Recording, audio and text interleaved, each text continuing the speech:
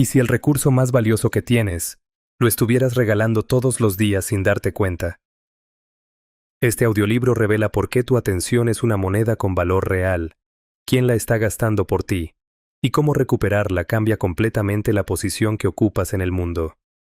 Domina esto y dejarás de perseguir para siempre. Piensa en las últimas 24 horas de tu vida.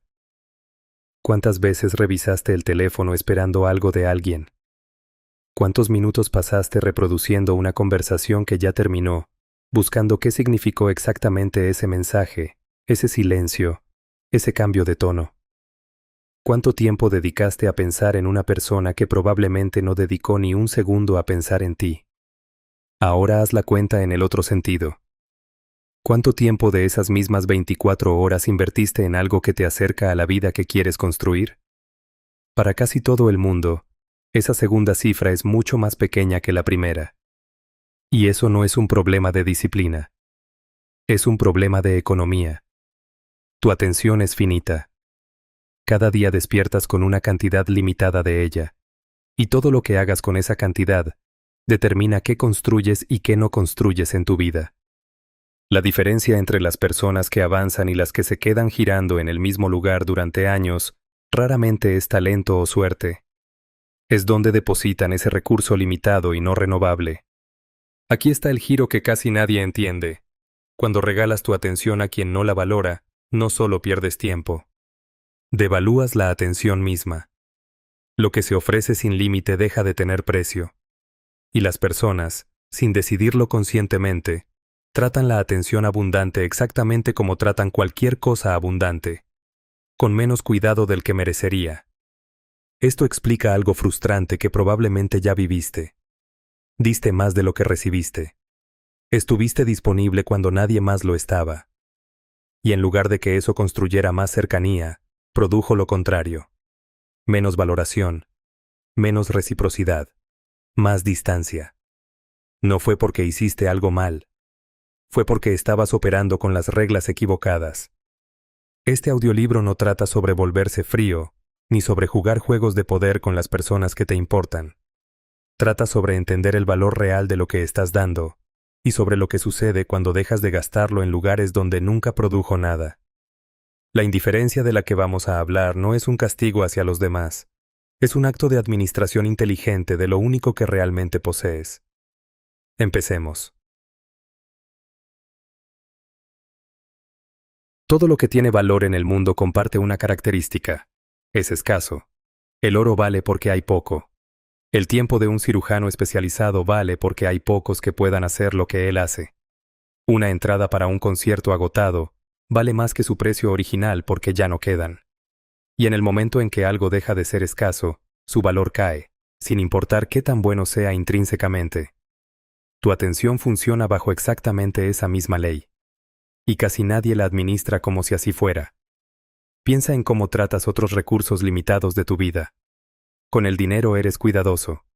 Evalúas si algo vale lo que cuesta. Comparas opciones. Notas cuando alguien está tratando de aprovecharse. Con tu tiempo laboral eres relativamente estricto. Tienes horarios. Cobras por él.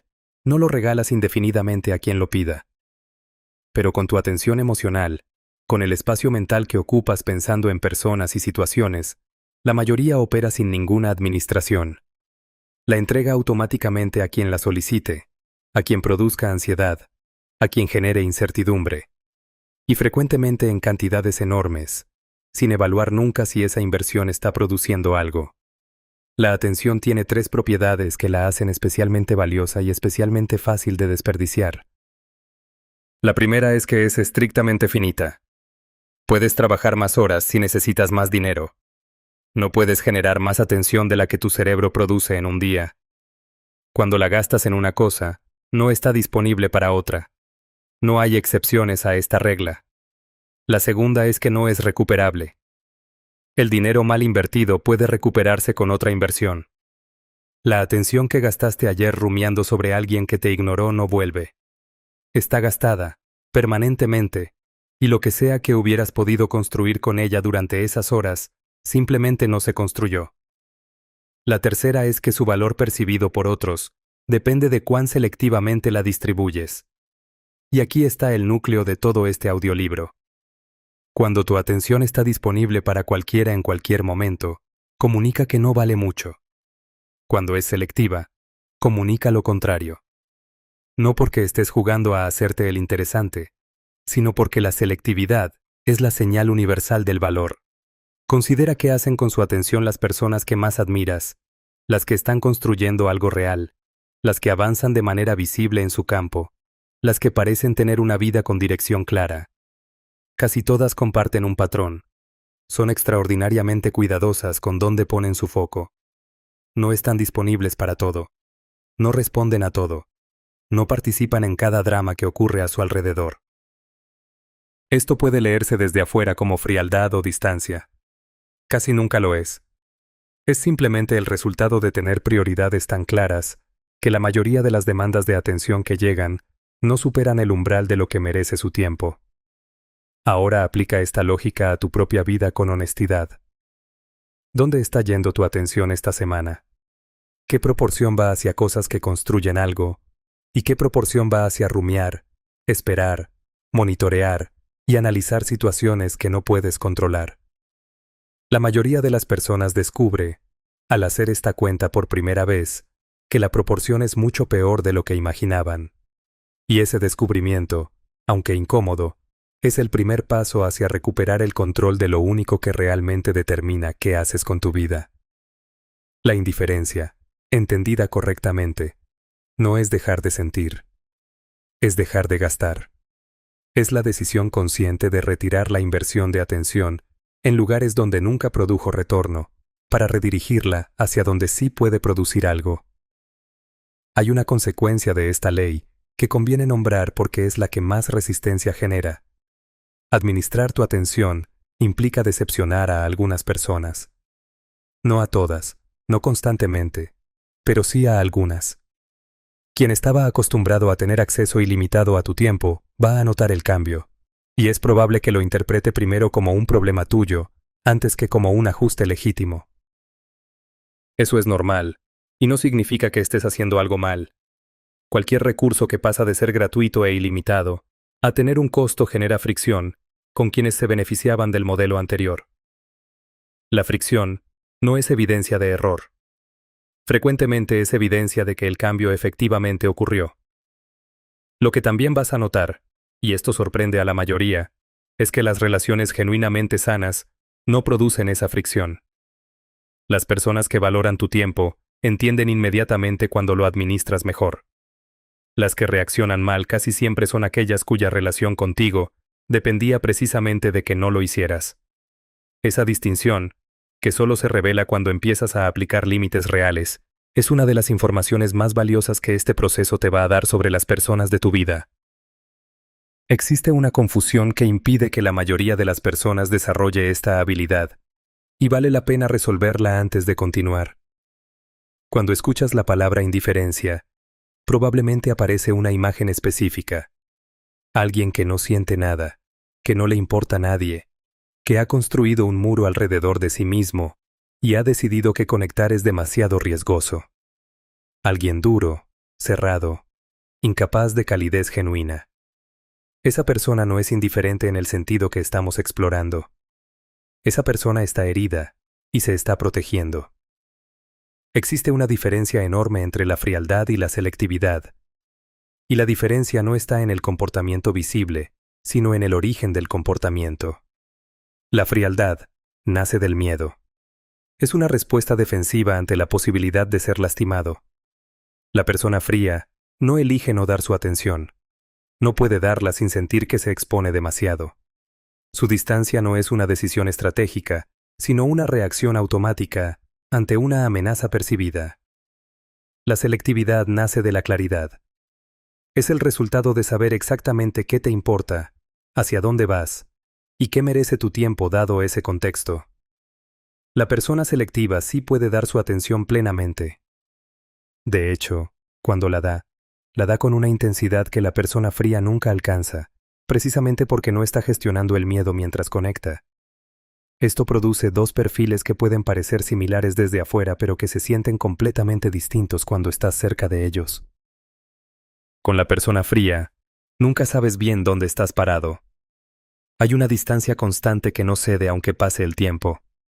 Cuando comparte algo, se siente parcial, controlado, gestionado. Su presencia tiene una cualidad de reserva permanente que produce inseguridad en quien está enfrente. Con la persona selectiva, cuando finalmente tienes su atención, la tienes completamente. No hay reserva. No hay gestión. Está ahí, presente, comprometida con el momento.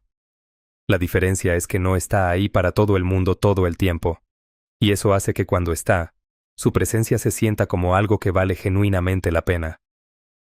Hay una prueba honesta para saber en cuál de los dos lados estás operando.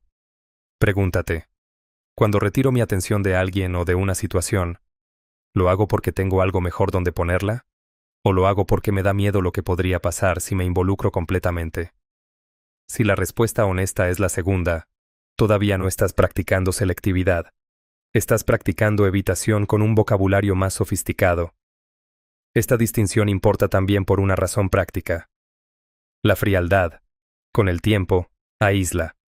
Produce una vida cada vez más pequeña, con menos conexiones genuinas, menos oportunidades y menos experiencias que valga la pena vivir. La selectividad hace lo contrario. Al liberar atención de lugares improductivos, genera espacio para invertirla donde sí produce algo, lo que con el tiempo produce una vida más rica, no más pobre. Un indicador claro de que estás del lado correcto es este. La selectividad genuina te deja con más energía, no con menos. Cuando dejas de gastar atención en situaciones que solo producían ansiedad, esa energía no desaparece, se redirige. Y lo notas porque empiezas a tener capacidad para cosas que antes decías que no tenías tiempo de hacer. La frialdad, en cambio, agota. Mantener un muro requiere esfuerzo constante. Estar en guardia permanente consume recursos. Las personas que operan desde la frialdad frecuentemente reportan agotamiento crónico, sin poder identificar exactamente de dónde viene, porque el trabajo de protegerse ocurre en un nivel que no siempre es consciente. Antes de aplicar cualquier técnica de este audiolibro, vale la pena hacerse esa pregunta con honestidad. Porque las mismas acciones, ejecutadas desde el miedo o desde la claridad, producen vidas completamente distintas. Existe un punto intermedio que vale la pena reconocer, porque es donde vive la mayoría de las personas que empiezan este trabajo. La selectividad practicada desde una base todavía frágil. Es completamente posible estar retirando la atención de lugares improductivos por las razones correctas, y al mismo tiempo sentir la incomodidad, la duda y el impulso de volver atrás. Eso no invalida el proceso. Significa que estás cambiando un patrón que llevaba años funcionando de otra manera, y el sistema todavía no se ha calibrado a la nueva configuración. Lo importante no es sentir una calma perfecta desde el primer día. Es la dirección del movimiento y la razón que lo motiva. Si estás retirando atención porque tienes un lugar mejor donde ponerla, aunque todavía duela, estás del lado correcto. Si la estás retirando esperando que eso produzca una reacción específica, sigues del otro lado aunque el comportamiento externo se vea idéntico. Con el tiempo, y con evidencia acumulada de que la vida efectivamente mejora cuando administras mejor este recurso, la incomodidad inicial se reduce y la selectividad empieza a sentirse natural en lugar de forzada. En economía existe un concepto que explica más sobre la vida de lo que su nombre técnico sugiere: el costo de oportunidad. La idea es simple. El costo real de cualquier decisión no es lo que pagaste por ella. Es todo lo que no pudiste hacer porque elegiste eso. Si inviertes $1,000 en una cosa, el costo no son los $1,000. Es la mejor alternativa que dejaste de perseguir con ese dinero. Aplica esto a tu atención, y el panorama cambia completamente. Cada hora que pasas pensando en una persona que no piensa en ti, tiene un costo. No el costo obvio de sentirte mal, que ya es suficientemente malo. El costo real es todo lo que esa hora podría haber sido. Podría haber sido una hora de aprender algo que te acerca a un trabajo mejor. Una hora de construir el proyecto que llevas meses posponiendo. Una hora de estar presente con alguien que sí te valora. Una hora de descanso genuino que mejorara tu capacidad de rendir mañana. Una hora de ejercicio que sumara a una vida más larga y con más energía. Ninguna de esas cosas ocurrió. Y no ocurrió porque el recurso necesario para que ocurriera estaba comprometido en otro lugar. Ahora escala esa cuenta. Si pasas 2 horas al día en pensamiento obsesivo sobre una situación que no puedes controlar, esos son 60 horas al mes. 720 horas al año. Equivalente a 18 semanas laborales completas de 40 horas. ¿Qué podrías construir con 18 semanas de trabajo enfocado? Casi cualquier cosa. Un negocio pequeño. Una habilidad nueva a nivel funcional. Un cuerpo notablemente diferente. Una obra creativa completa.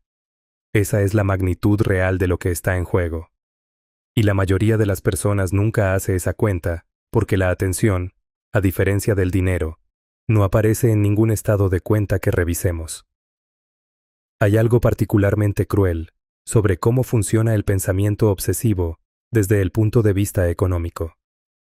No solo consume tiempo, sino que consume el mejor tiempo. La rumia ocupa preferentemente los momentos de mayor capacidad cognitiva. Al despertar, cuando la mente está fresca. En los espacios de silencio donde el pensamiento profundo sería posible. En las noches donde el descanso debería estar ocurriendo. Es decir, no está gastando tus recursos sobrantes. Está gastando tus mejores recursos. Existe un ejercicio incómodo pero transformador para hacer visible este costo. Durante una semana, cada vez que notes que estás en un ciclo de pensamiento sobre una persona o situación que no controlas, anota la hora y cuánto duró aproximadamente. No para juzgarte, solo para medir. Al final de la semana, suma el total. La mayoría de las personas que hacen este ejercicio se sorprenden. No porque no supieran qué pasaba, sino porque la cifra concreta hace visible algo que en la vaguedad de la experiencia diaria parecía menor de lo que realmente es. Y aquí está la parte que hace útil esta perspectiva. Cuando ves el costo con claridad, la motivación para cambiar deja de depender de la fuerza de voluntad y empieza a depender de algo mucho más confiable. La aritmética. No necesitas convencerte de que esa persona no vale la pena. No necesitas dejar de sentir lo que sientes. Solo necesitas ver, con números concretos, qué estás dejando de construir mientras el recurso está comprometido en otro lugar. Esa claridad produce un tipo de cambio diferente al que produce la disciplina forzada. Porque no estás peleando contra tu impulso. Estás simplemente reconociendo que el precio es demasiado alto para lo que estás recibiendo. Vale la pena aplicar esta misma lógica a algo que consume enormes cantidades de atención sin que casi nadie lo contabilice. El consumo pasivo de las vidas ajenas. Cada vez que revisas el perfil de alguien buscando información que no vas a usar para nada, cada vez que sigues las actualizaciones de personas cuya vida no afecta a la tuya, cada vez que dedicas 20 minutos a entender una situación en la que no participas, estás gastando exactamente el mismo recurso del que hemos venido hablando. La diferencia con el pensamiento obsesivo es que este gasto se siente inofensivo, incluso relajante. Pero el costo de oportunidad es idéntico. Ese tiempo, esa capacidad de atención, no está disponible para otra cosa. Un ejercicio revelador es revisar el tiempo de uso de tus aplicaciones durante una semana y multiplicarlo por 4 para tener el estimado mensual. La mayoría de las personas encuentra ahí, sin buscar mucho, entre 20 y 60 horas al mes que podrían redirigirse hacia cualquier cosa que les importe genuinamente. No se trata de eliminar el descanso, ni de convertir cada minuto en productividad. Se trata de saber, con números concretos, cuál es el precio real de lo que estás eligiendo. Hay una observación que se repite en casi todos los contextos sociales y que dice mucho sobre cómo funciona el valor percibido. Las personas que menos necesitan validación externa son precisamente las que más la reciben. Esto parece injusto y contraintuitivo, pero tiene una lógica psicológica clara una vez que la ves. La necesidad de validación es perceptible, no a través de una señal específica, sino a través de un conjunto de comportamientos que las personas leen automáticamente, sin procesarlos conscientemente. La velocidad con la que respondes. La cantidad de explicaciones que das cuando nadie las pidió. ¿Con qué facilidad cambias tu posición cuando alguien muestra desacuerdo? ¿Cuánto monitoreas la reacción del otro mientras hablas? Cada una de esas señales comunica lo mismo. Necesito que apruebes esto. Y la necesidad, comunicada de esa forma, produce una respuesta específica en quien la recibe. Una devaluación automática de lo que se está ofreciendo. No es crueldad. Es cómo funciona la percepción de valor. Lo que se ofrece con urgencia se percibe como algo que necesita ser colocado. Lo que se ofrece con calma se percibe como algo que tiene otras opciones. Las personas de alto estatus real en cualquier contexto comparten una característica que raramente se articula. No necesitan que la interacción salga de una manera específica para estar bien. Pueden proponer algo y aceptar un no sin drama. Pueden compartir una opinión y sostener el desacuerdo sin necesidad de convencer. Pueden ofrecer su tiempo y retirarlo si no es valorado, sin resentimiento. Esa independencia del resultado es lo que produce la percepción de estatus, mucho más que cualquier símbolo externo de éxito. La conexión con lo que hemos venido explorando es directa. La indiferencia estratégica hacia la validación externa no es una postura que adoptas para parecer más valioso. Es la consecuencia natural de haber redirigido tu atención hacia fuentes internas de evaluación.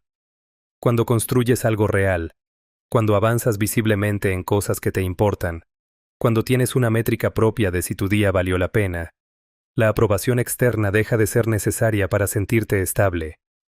No porque la rechaces, simplemente porque ya tienes la información que buscabas obtener de ella. Esta es una diferencia crucial respecto a fingir indiferencia. Alguien que finge no necesitar validación sigue necesitándola. Solo está gestionando cómo se ve esa necesidad. Y esa gestión es perceptible, aunque de manera más sutil. La verdadera independencia de la validación externa produce una calidad de presencia diferente que no se puede replicar actuando. Existe una práctica específica para desarrollar esto que funciona mejor que cualquier ejercicio de pensamiento positivo. Definir una métrica diaria de éxito basada exclusivamente en tus propias acciones. No en resultados que dependen de otros. No en respuestas que puedas recibir. En acciones que están completamente bajo tu control. Podría ser: hoy avancé 1 hora en mi proyecto. Hoy hice ejercicio. Hoy leí 30 páginas. Hoy tuve la conversación difícil que venía evitando. Hoy dije que no a algo que no quería hacer. Al final del día, la pregunta no es si alguien te respondió, si te reconocieron, si la situación salió como esperabas. La pregunta es si cumpliste con tu propia métrica.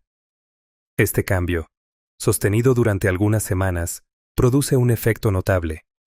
La estabilidad emocional empieza a depender de algo que sí controlas. Y desde esa estabilidad, la ausencia de validación externa deja de tener el poder desestabilizador que tenía antes. Lo interesante es que, casi sin excepción, cuando alguien hace este cambio, empieza a recibir más de la validación que antes perseguía. No porque haya aplicado una técnica de manipulación, sino porque ahora está operando desde un lugar que genuinamente comunica valor. Hay una trampa específica en este territorio que conviene anticipar. Confundir la independencia de la validación con el rechazo del reconocimiento genuino.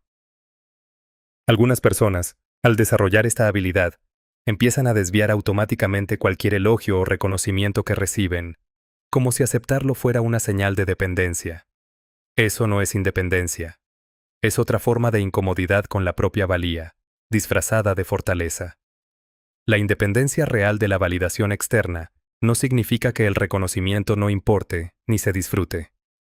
Significa que tu estabilidad no depende de él. Puedes recibir un elogio con un simple gracias, sentirte bien por él, y seguir estando igual de estable el día que no llegue. Esa diferencia es la que separa a alguien genuinamente centrado de alguien que está actuando la indiferencia. El primero puede recibir.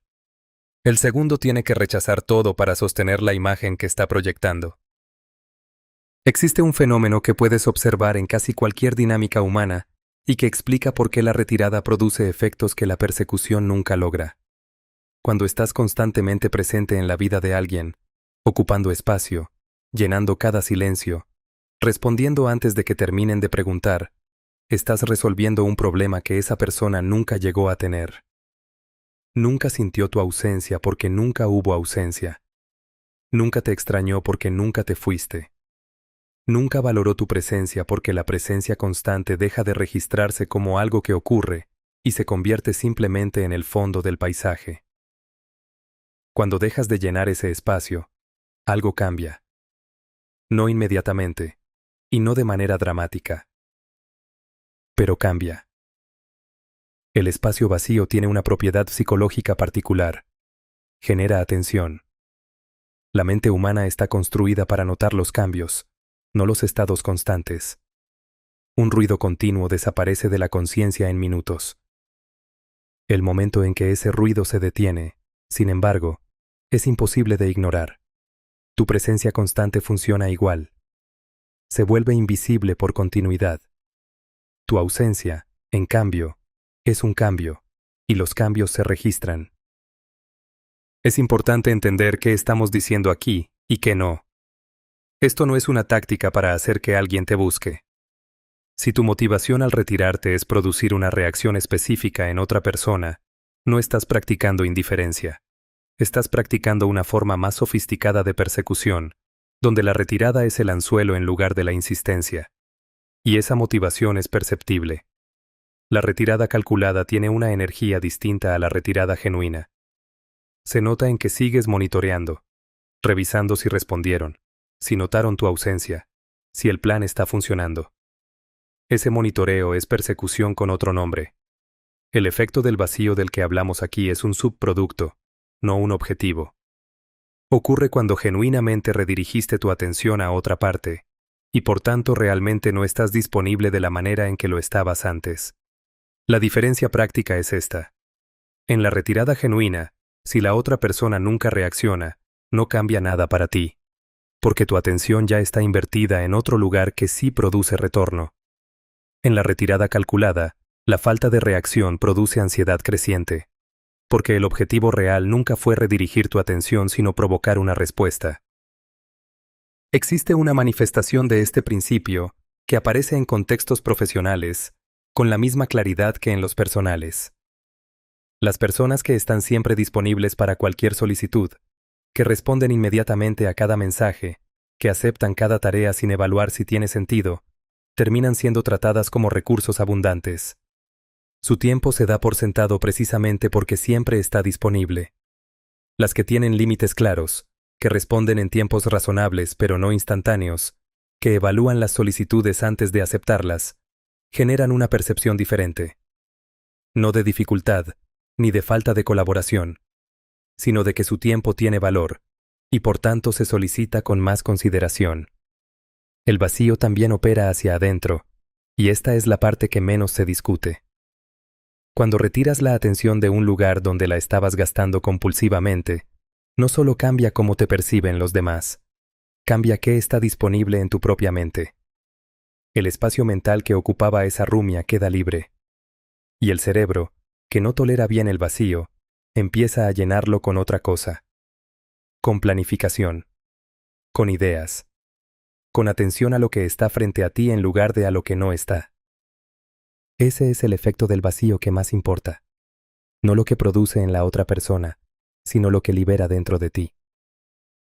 Existe una manifestación del efecto del vacío que aparece con claridad en los grupos y que vale la pena observar, porque enseña el principio sin necesidad de aplicarlo a una situación personal cargada. En cualquier conversación grupal, la persona que habla constantemente ocupa un espacio que impide que otras cosas ocurran. Cuando esa persona deja de hablar, el grupo no se queda en silencio permanente. Otras voces aparecen, otras dinámicas emergen, y frecuentemente la conversación mejora en profundidad. El espacio que se libera no queda vacío. Se llena con algo distinto. Lo mismo ocurre en las relaciones individuales, y sobre todo, dentro de tu propia mente. Cuando dejas de ocupar tu espacio mental con una preocupación específica, ese espacio no permanece en blanco. Se llena con lo que estaba esperando turno, ideas que no habías terminado de pensar, planes que no habías podido desarrollar, atención hacia personas que estaban ahí sin recibir la tuya. Ese es el argumento más honesto a favor de este trabajo. No lo que produce en los demás, sino lo que aparece cuando por fin hay lugar para que aparezca. Existe una imagen que captura mejor que cualquier explicación técnica lo que significa la indiferencia bien aplicada.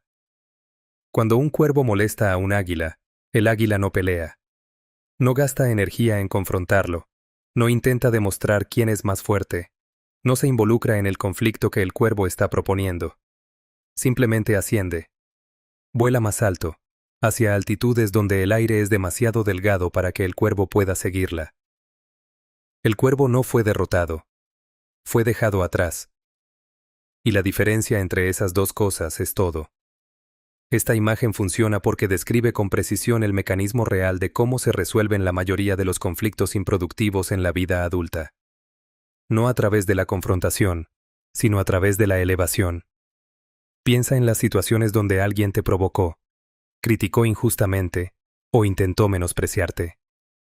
La respuesta instintiva es defenderte, corregir el registro, demostrar que están equivocados. Y esa respuesta te ancla exactamente al nivel del conflicto que ellos propusieron. Cuando entras a ese terreno, aceptaste implícitamente sus términos. Estás gastando tu atención en la agenda que ellos definieron. Y aunque ganes la discusión, perdiste el recurso. La alternativa no es la sumisión, ni tolerar cualquier cosa en silencio. Es reconocer que hay conflictos que no merecen tu inversión, y que la manera más efectiva de resolverlos no es ganarlos, sino volverlos irrelevantes. ¿Cómo se vuelve irrelevante un conflicto? Ascendiendo. Es decir, invirtiendo tu atención en construir algo que hace que la opinión de esa persona pierda peso específico en tu vida. Esto suena abstracto hasta que ves cómo funciona en la práctica. La crítica de un colega pesa mucho cuando tu trabajo es tu único contexto de valoración. Pesa considerablemente menos cuando tienes un proyecto propio avanzando, una comunidad fuera del trabajo, y opciones profesionales que no dependen de esa persona. No es que la crítica cambie, es que tu posición relativa a ella cambió. Este principio tiene una implicación importante. La indiferencia efectiva no se logra decidiendo no sentir. Se logra construyendo una vida con suficientes fuentes de valor como para que ninguna situación individual tenga poder desproporcionado sobre tu estado. Alguien con un solo pilar en su vida es extremadamente vulnerable a lo que suceda con ese pilar. Alguien con varios pilares puede sostener el golpe en uno, sin que la estructura completa se tambalee. Aplicar esto de forma práctica requiere hacerse una pregunta específica ante cada conflicto o provocación. ¿Esto merece mi atención? ¿O simplemente la está solicitando? La mayoría de las situaciones que consumen energía emocional simplemente la solicitan. No la merecen. Y distinguir entre esas dos categorías, situación por situación, es una de las habilidades más liberadoras que puedes desarrollar. Hay una prueba temporal útil para hacer esta distinción rápidamente. Pregúntate si esto tendrá alguna importancia en tu vida dentro de un año. La abrumadora mayoría de las cosas que producen reactividad intensa en el momento no pasan esa prueba. Y saberlo mientras ocurre, no solo en retrospectiva, cambia por completo la cantidad de recursos que decides invertir en ellas. El águila no es indiferente porque no siente.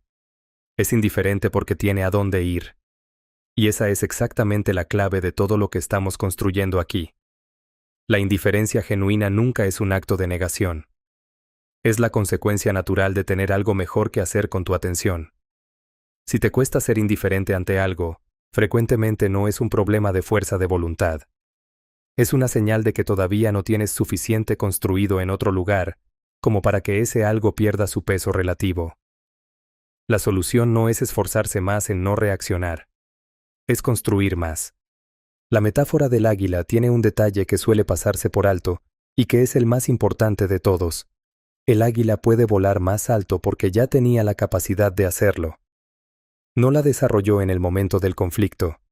Esto significa que la indiferencia efectiva no se improvisa en el momento de la provocación. Se construye antes, en los períodos de calma, a través del trabajo lento de edificar una vida con suficientes fuentes de valor.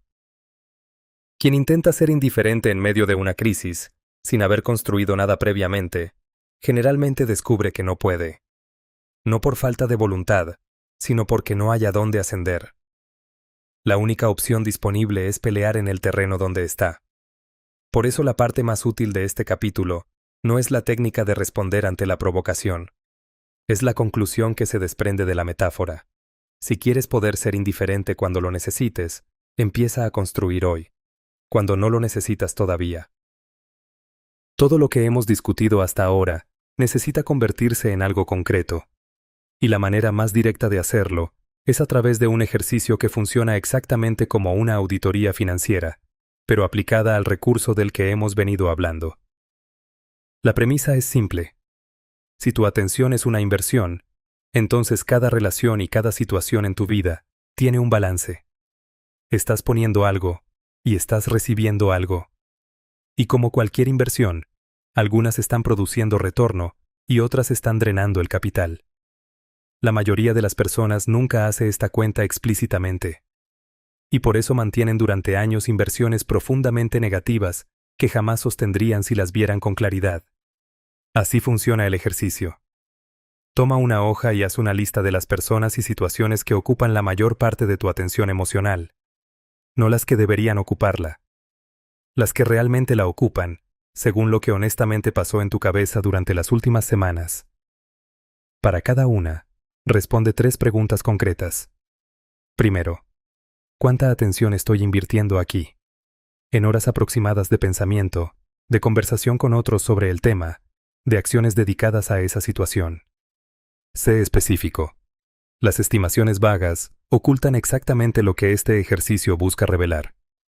Segundo, ¿qué estoy recibiendo a cambio?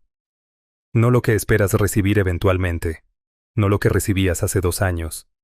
Lo que estás recibiendo ahora, de manera consistente y verificable. Tercero, si esta fuera una inversión financiera con este balance, ¿la mantendría? Esa tercera pregunta es la que produce claridad, porque con el dinero somos capaces de reconocer una mala inversión relativamente rápido. Con la atención mantenemos posiciones perdedoras durante años, sostenidas por la esperanza de que eventualmente el balance cambie. Cuando termines la lista, vas a encontrar 3 categorías. Las inversiones positivas, relaciones y actividades, donde lo que pones produce algo real. Crecimiento, satisfacción, reciprocidad genuina, avance hacia algo que te importa. Estas merecen más atención de la que les estás dando, y frecuentemente reciben menos porque el recurso está comprometido en otra parte. Las inversiones neutras, cosas que no producen daño, pero tampoco producen retorno. Ocupan espacio sin generar nada. No son urgentes de eliminar, pero tampoco merecen expansión. Las inversiones negativas, situaciones donde consistentemente pones más de lo que recibes, donde la única cosa que se genera es ansiedad, y donde el balance lleva mucho tiempo sin cambiar a pesar de tus esfuerzos por cambiarlo. Esta última categoría es donde el ejercicio duele, porque frecuentemente contiene personas que te importan genuinamente, y reconocer que la inversión es negativa se siente como una traición hacia ellas. Vale la pena aclarar algo importante aquí. Identificar una inversión negativa no significa necesariamente eliminar a esa persona de tu vida. Significa ajustar el nivel de inversión al retorno real. Puedes seguir queriendo a alguien mientras dejas de dedicarle 70% de tu atención emocional a cambio de nada. El ajuste puede ser gradual y no necesita anunciarse. No requiere una conversación dramática ni un corte definitivo. Frecuentemente consiste simplemente en dejar de ser quien siempre inicia, dejar de reorganizar tus planes en función de su disponibilidad y dejar de reproducir mentalmente las interacciones buscando señales de que las cosas van a cambiar. Recomiendo repetir esta auditoría cada 3 meses. No porque las cosas cambien radicalmente en ese periodo, sino porque el hábito de mirar honestamente dónde está yendo tu atención es en sí mismo lo que produce el cambio sostenido. Lo que se mide, se administra. Y la atención, cuando finalmente empiezas a medirla, revela patrones que estaban ocurriendo a plena vista, sin que nunca los hubieras visto con claridad. Una advertencia sobre este ejercicio antes de aplicarlo. La auditoría de inversión no debe convertirse en una contabilidad transaccional de tus relaciones. Existe una diferencia entre reconocer un desequilibrio crónico y llevar la cuenta de cada favor. Las relaciones sanas tienen períodos donde una persona da más que la otra, porque la vida no distribuye las dificultades de manera pareja. Alguien que atraviesa una crisis va a recibir más de lo que da durante un tiempo, y eso no la convierte en una inversión negativa. Lo que estamos identificando no son desequilibrios temporales, sino patrones sostenidos. Situaciones donde el balance lleva meses o años sin cambiar, donde tus intentos de ajustarlo no produjeron ningún efecto, y donde el único resultado consistente de tu inversión es agotamiento. Aplicar este ejercicio con esa distinción en mente evita el error de convertir una herramienta de claridad en una excusa para retirarse de cualquier relación que requiera esfuerzo. Hay un cambio de posición que ocurre cuando dejas de perseguir y produce un efecto que casi nadie anticipa. Empiezas a ver con claridad. Cuando estás en modo de persecución, tu percepción está sistemáticamente distorsionada. No porque seas ingenuo, sino porque la necesidad altera lo que el cerebro registra y lo que descarta. El cerebro de alguien que necesita que una situación salga de cierta manera filtra la información en favor de esa posibilidad.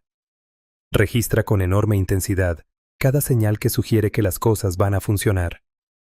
Y minimiza, racionaliza o simplemente no procesa las señales que sugieren lo contrario. Este sesgo tiene un nombre en psicología: sesgo de confirmación. Y en el contexto de la persecución emocional, opera con una fuerza notable. Por eso las personas que están persiguiendo algo intensamente frecuentemente parecen no ver lo que para todos los demás es obvio. No es que estén negando conscientemente. Es que su sistema perceptivo está calibrado para encontrar razones para seguir esperando. Cuando retiras la inversión y cambias de posición, algo sucede con la percepción. El filtro se relaja y empiezas a ver la situación como realmente es, no como necesitabas que fuera. Este momento es frecuentemente incómodo. Muchas personas describen que, al dejar de perseguir, se dan cuenta de que lo que perseguían no era lo que creían, que la persona que idealizaron durante meses tenía características que estaban a la vista todo el tiempo y simplemente no las registraban, que la oportunidad por la que sacrificaron tanto tenía problemas evidentes que la necesidad les impedía ver. Esta claridad puede ser dolorosa, pero es liberadora, porque el sufrimiento de perseguir algo que no existía es mucho mayor que el de reconocer que no existía. Hay algo más que ocurre en este cambio de posición y que vale la pena nombrar. El observador tiene acceso a información que el perseguidor no tiene, no solo por el sesgo, sino por la posición estructural. Cuando estás persiguiendo, gran parte de tu capacidad cognitiva está ocupada gestionando tu propia ansiedad, planeando el próximo movimiento, evaluando si lo que acabas de hacer fue correcto. Esa capacidad ocupada no está disponible para observar. Cuando dejas de perseguir, esa capacidad se libera. Y de repente notas cosas, patrones en el comportamiento del otro que se repiten, contradicciones entre lo que dice y lo que hace, dinámicas de la situación que antes eran invisibles porque estabas dentro de ellas en lugar de mirándolas. Esa información es enormemente valiosa. Es la que permite tomar decisiones basadas en la realidad en lugar de en la esperanza. Existe una práctica simple para acelerar esta transición de perseguidor a observador. Cuando notes que estás en un ciclo de pensamiento sobre una situación, en lugar de intentar detenerlo, cambia la pregunta que le estás haciendo. En lugar de preguntar ¿qué debería hacer para que esto funcione?, pregunta ¿qué está mostrando esta situación sobre cómo realmente funciona? Ese cambio de pregunta, sostenido, mueve la posición mental de participante ansioso a observador. Y desde esa nueva posición, las respuestas que llegan son de un tipo completamente diferente. Lo que la mayoría descubre al hacer este cambio es que la información necesaria para tomar una buena decisión estuvo disponible durante mucho más tiempo del que se dieron cuenta. No faltaba información. Faltaba la posición desde la cual poder verla. Existe una consecuencia práctica de este cambio de posición, que aparece rápidamente y que vale la pena anticipar. La calidad de tus decisiones mejora de manera notable. El perseguidor toma decisiones basadas en la urgencia de resolver la incertidumbre. Necesita saber ahora, necesita actuar ahora, necesita que la situación se defina. Y esa urgencia produce decisiones que casi siempre son peores que las que tomaría con más información y menos ansiedad. El observador puede esperar, no porque sea más disciplinado, sino porque la espera no le duele de la misma manera. Y esa capacidad de esperar hasta tener información suficiente es, en la mayoría de los contextos, la diferencia entre una buena y una mala decisión. Esto aplica mucho más allá de las relaciones personales. Aplica a decisiones de carrera, a inversiones, a cuándo hablar y cuándo callar, a cuándo insistir y cuándo soltar. La posición de observador no solo produce mejor información, produce mejor timing. Todo lo que hemos explorado tiende a aplicarse mentalmente a relaciones personales, porque es ahí donde el desgaste emocional es más visible. Pero el principio opera con la misma fuerza en el terreno profesional y en la persecución de objetivos, y ahí es donde produce algunos de sus efectos más inmediatos. Empecemos por el trabajo. Existe un patrón que agota a muchísimas personas competentes: la incapacidad de ser indiferente ante lo que no merece atención en un entorno laboral. Cada comentario en una reunión que podría interpretarse como una crítica velada. Cada decisión de la dirección que parece injusta. Cada compañero que hace menos y recibe más reconocimiento. Cada política que no tiene sentido. Todo eso produce reactividad, y esa reactividad consume el mismo recurso que necesitas para hacer bien tu trabajo y para avanzar en tu propia dirección. Aplicar la indiferencia selectiva. Aquí significa distinguir con precisión entre dos categorías: lo que puedo influir y lo que solo puedo padecer.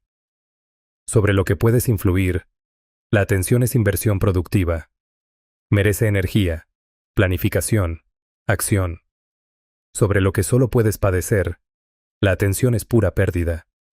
No cambia nada externo y consume lo que necesitarías para lo que sí puedes cambiar.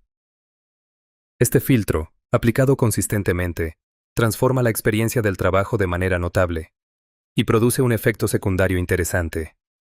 Las personas que no se involucran en cada drama organizacional frecuentemente son las que más avanzan, porque su energía está concentrada en producir en lugar de en procesar.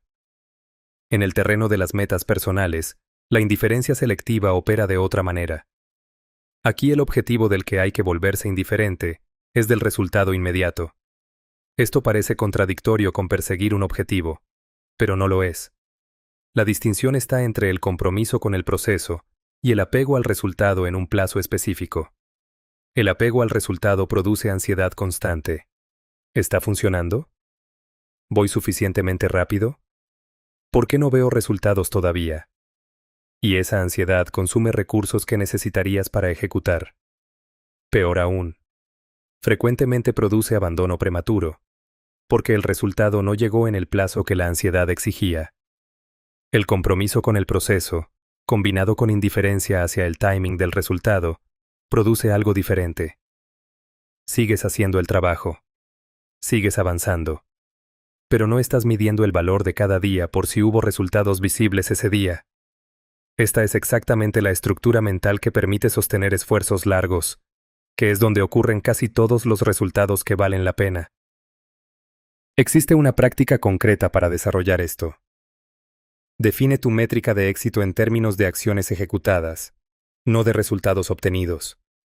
Al final del día, la pregunta correcta no es si el proyecto avanzó visiblemente, sino si hiciste las acciones que dependían de ti. Ese cambio de métrica hace dos cosas simultáneamente.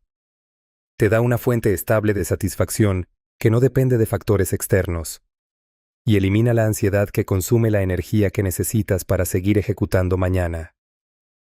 La combinación de estas dos aplicaciones, indiferencia hacia lo que no puedes controlar en el entorno e indiferencia hacia el timing de los resultados, libera una cantidad de recursos que la mayoría de las personas nunca supo que estaba gastando. Hay una tercera aplicación de la indiferencia selectiva, que merece mención propia, porque afecta a casi todo el mundo, y raramente se identifica. La indiferencia hacia las comparaciones. En cualquier campo, siempre habrá alguien que avanza más rápido, que empezó antes, que tiene recursos que tú no tienes. Y la atención invertida en registrar esa diferencia, en calcular tu posición relativa, en preguntarte por qué a ellos les resulta más fácil, es atención que no está disponible para avanzar en tu propio camino. La comparación tiene una utilidad limitada. Puede darte información sobre qué es posible y sobre qué métodos funcionan. Más allá de eso, es puro consumo de recursos sin retorno. La indiferencia selectiva aquí significa extraer la información útil de observar a otros y descartar activamente todo lo demás. Puedes estudiar cómo alguien logró algo sin gastar nada en el juicio comparativo sobre lo que eso significa acerca de ti. Esa separación, practicada conscientemente, libera una cantidad sorprendente de energía en cualquier persona que esté intentando construir algo. Llegamos al punto donde todo lo anterior converge, y donde vale la pena decir con claridad lo que ha estado implícito en cada capítulo. La indiferencia de la que hemos hablado no es un castigo hacia nadie. No es una estrategia para producir efectos en los demás. No es una forma de protegerte del dolor, cerrando la puerta a la conexión. Es un acto de administración.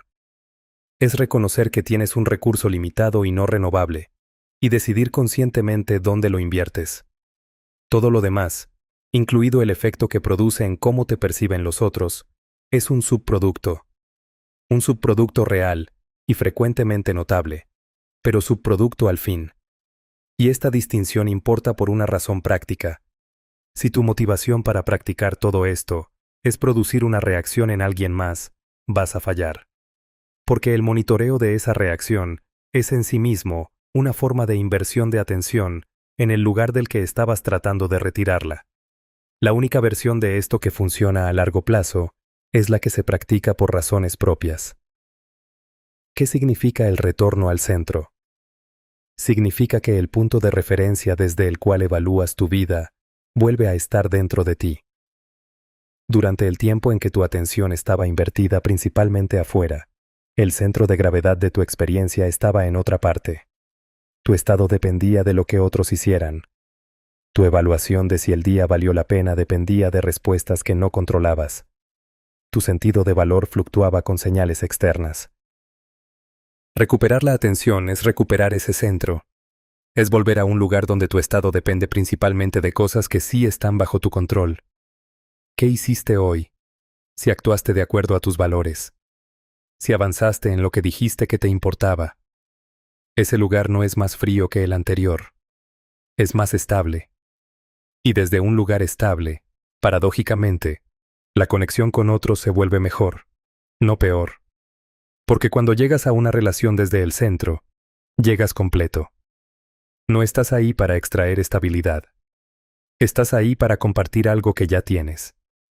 Y esa diferencia produce vínculos de una calidad distinta a los que se construyen desde la necesidad. Hay algo más que vale la pena decir sobre este proceso. No es lineal, y no termina. Habrá días donde la atención se escape hacia donde no querías, especialmente en momentos de vulnerabilidad, cansancio, o cuando algo específico active viejos patrones. Eso no significa que el trabajo falló. Significa que eres humano. Lo que cambia con la práctica no es la ausencia total de esos momentos. Es la velocidad con la que los reconoces y regresas al centro. Y esa velocidad, que al principio se mide en días o semanas, con el tiempo se mide en horas y eventualmente en minutos. Ese es el progreso real. No la perfección, sino la reducción del tiempo de recuperación. Si hay una sola cosa que llevarte de este audiolibro, que sea esta. Tu atención es lo único que realmente posees. El tiempo pasa lo quieras o no. El dinero va y viene. Las circunstancias cambian sin pedirte permiso. Pero dónde pones tu foco, en cada momento del día, es una decisión que sigue siendo tuya. Y la suma de esas decisiones, acumuladas durante años, es literalmente la vida que terminas teniendo. Adminístrala como lo que es, el activo más valioso que jamás vas a tener.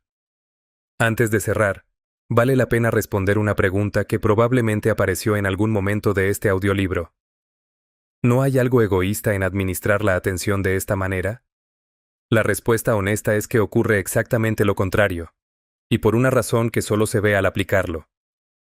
Alguien que gasta la mayor parte de su atención en rumiar, monitorear y perseguir, tiene muy poco disponible para las personas que realmente están presentes en su vida. Está físicamente ahí pero mentalmente en otro lado. Escucha a medias. Responde en automático. Su presencia es nominal. Cuando esa atención se recupera, no desaparece. Se redistribuye. Y una parte importante va hacia las personas que sí estaban ahí todo el tiempo recibiendo migajas de tu presencia. La mayoría de las personas que hacen este trabajo reportan lo mismo.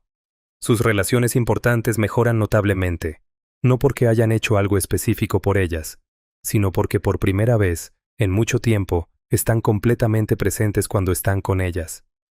Administrar bien tu atención no es un acto de egoísmo, es la condición necesaria para poder dar algo real a quienes lo merecen. Y así llegamos al final de este audiolibro. El poder de la indiferencia. ¿Por qué tu atención es tu recurso más valioso?